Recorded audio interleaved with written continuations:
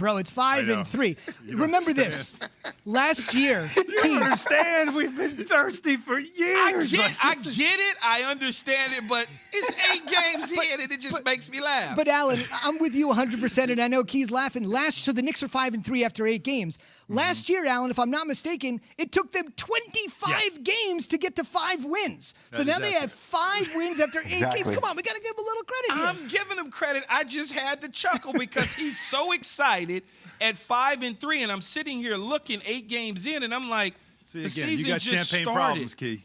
That's champagne problems. What you have there, you have to understand. We have potholes on streets here that are older than your city.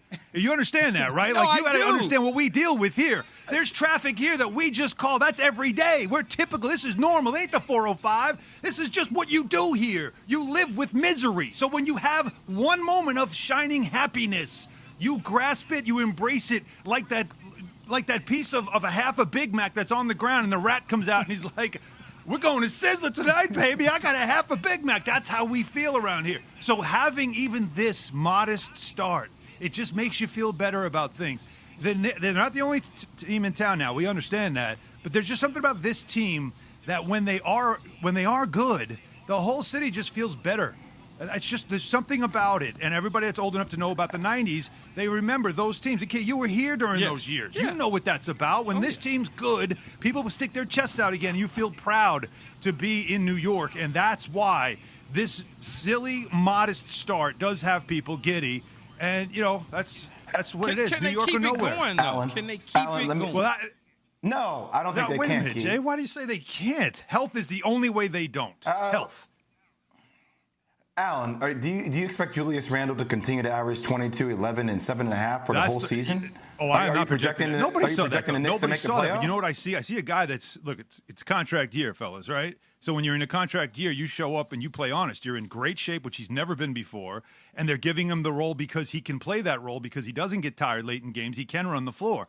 Do I expect him to hold this up? I don't know because I've never seen him do it, but I've never seen him coach this way, and I've never seen him motivated this way. This is the first time in a long time with this franchise where you've had the synergy of the front office and the coach. This has forever been the issue where the players don't fit the coach, or it's whether it's forcing the triangle on a coach to have to play a certain way and the players didn't want to, or whether it's we're waiting for the next guy and we're setting up for whether it's 2010 and LeBron or 2 years ago and Kevin Durant. It's always been about setting it up for the next guy. This is for the first time in a long time where they're coaching this team right now. It's the first time they had synergy, which is why, to me, injuries are the only thing that will derail this from being a season. I'm not saying they're going to championship. I'm not even going to say they are going to be a contender. What I'm saying is to make the playoffs. That would be an unbelievable thing after everything this franchise has been through. Alan, let's go here. So I know that the Knicks didn't make any moves in the offseason, didn't take any big swings for free agents or making trades, right? They stayed status quo with their younger group core.